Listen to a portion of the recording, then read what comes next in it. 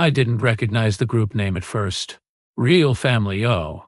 It sat there at the top of my screen, bright and casual, the kind of name people choose when they want to convince themselves of something. I stared at it longer than necessary, waiting for recognition to arrive. It didn't. For a moment, I assumed it was a mistake, one of those digital accidents that happen when someone's scrolling too fast or drunk or bored enough to tap without reading. My brother had always been careless that way, careless with money. That wasn't bravery. It was habit. I've learned to wait before reacting. Waiting has kept me alive in other places, under different skies, in situations where moving too fast meant not moving again at all. You learn over time that patience isn't the same as passivity. Sometimes it's reconnaissance. The messages were already there, years of them. The chat stretched back farther than I expected, a long, vertical archive of casual cruelty and shared assumptions. They weren't surprised I'd joined. No one paused mid-sentence to ask why I was there. No one noticed at all. They were in the middle of a joke about me. Someone had pasted an old photo from a holiday I hadn't been invited to anymore. It took me a second to recognize it. Me standing off to the side, half smiling, hands in my pockets like I wasn't sure where to put myself. I looked younger, less guarded, like I hadn't yet learned what silence meant in that family or how loud it could become. The captions came fast, overlapping. Still can't believe Grandpa left him the house. He won't even use it. Always gone. Always hiding behind the uniform. Will sell it once he's deployed again. He won't fight it. He never does. 8 years collapsed into a scroll. That was the strange thing. Not the cruelty itself. Cruelty had always been part of the background noise. What struck me was how ordinary it felt. Familiar, like hearing a language you forgot you were fluent in, only to realize your mouth still knows the shapes of the words. They'd been calling me useless long before I left. Too quiet, too serious, too rigid. I didn't joke enough, didn't drink enough, didn't participate in the way participation was measured in that house, noise, consumption, agreement. When I enlisted, they reframed it as avoidant, running away dressed up as duty. When I stayed away, they called it abandonment. When I came back on leave and didn't stay long, they said I'd changed, like that was an accusation instead of a fact.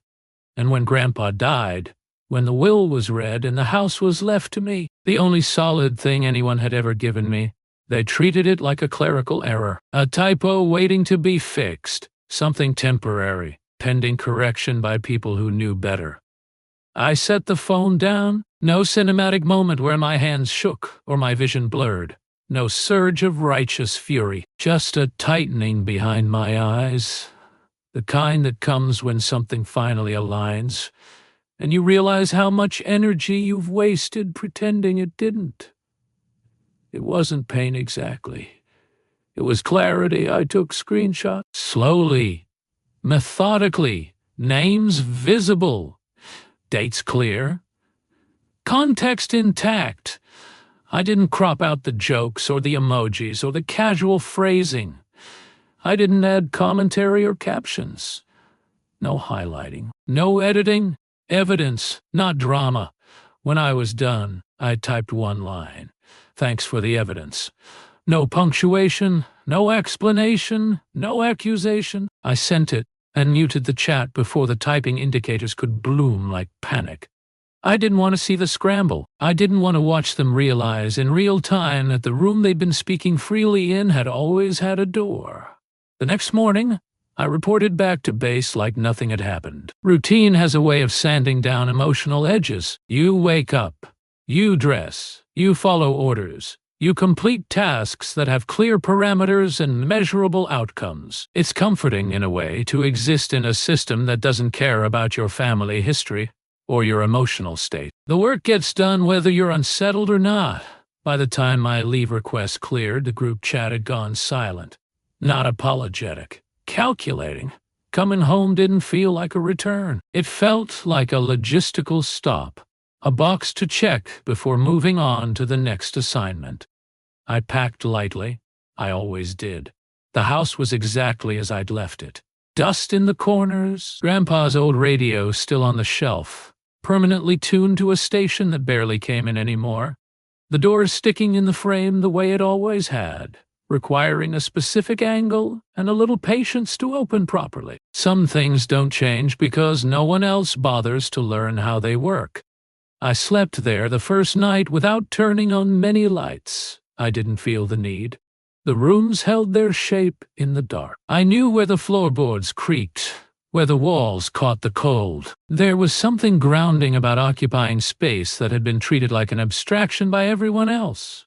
During the day, I walked through the house slowly, not nostalgically. I checked for leaks, for damage, for things that needed fixing. Ownership, I've learned, isn't about sentiment. It's about responsibility. A week later, we met. It wasn't dramatic. No raised voices, no slammed doors, no ultimatums delivered with trembling hands. Just a conference room that smelled faintly of coffee and copier toner. Neutral lighting, neutral furniture, a space designed to drain emotion from conflict. A woman with a composed expression and a stack of papers sat across from us. She didn't smile, but she wasn't cold either. She spoke in a tone that suggested she'd seen this story before, many times, with different faces, different justifications, the same ending.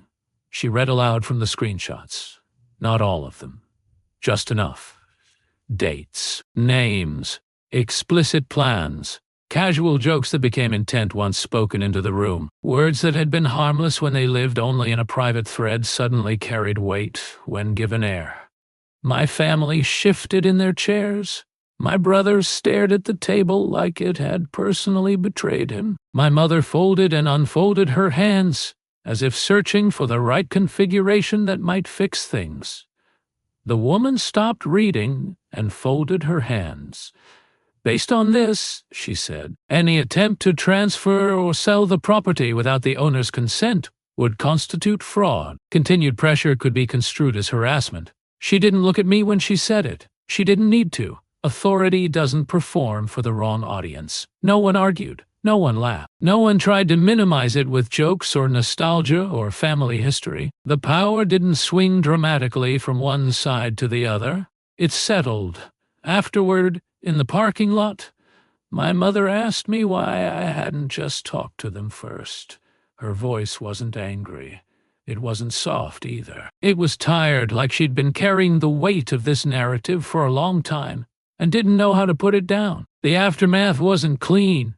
There were awkward holidays, invitations that felt contractual, extended out of obligation rather than desire, conversations that stayed safely shallow. My brother never apologized. He just stopped calling, which, in its own way, was information. I kept the house. I didn't renovate it into something triumphant. I didn't turn it into a symbol or a statement. I fixed what was broken. I paid the taxes. I handled the things that needed handling. I let it remain what it was. Solid, unremarkable, mine. Sometimes, when I'm home, I sit on the porch in the evenings and listen to the quiet settle. Not the dramatic quiet of isolation, but the ordinary kind, the sound of distant traffic, wind moving through trees, the house cooling after a warm day. There's no rush of victory in it, just the absence of noise I used to carry. They don't mock me anymore. They don't plan around me. They don't speak over me. And for the first time, that silence feels earned.